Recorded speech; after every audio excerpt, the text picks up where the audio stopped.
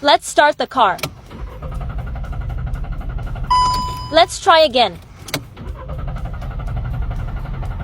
It still won't start. Do you know why? Let's go to the front. The owner went to several repair shops. He cleaned the throttle. He replaced the spark plug and ignition coil. He also replaced the carbon canister solenoid valve. He spent $3,000. The problem was not solved. In fact, there is a part that is very easy to overlook in the repair shop for this kind of misfire. This part is the camshaft solenoid valve. Today I will take it apart and take a look. Unplug the plug. Open the toolbox. Take out the screwdriver.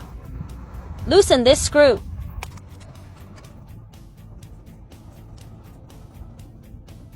Take out the screw. Be careful.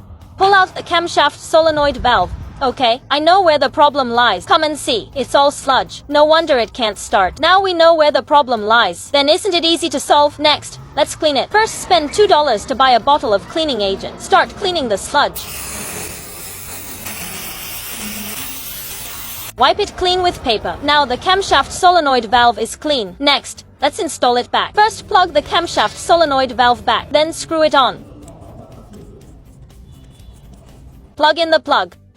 Next, let's get in the car and try it. See if it can start. Dear, I share car knowledge every day. It's really not easy. I hope you can click like. That will be the biggest help to me. If you follow me, then you can leave a message in the comment area if you have any car problems in the future. I will help you solve it in the next video. Let's continue. Let's start and try.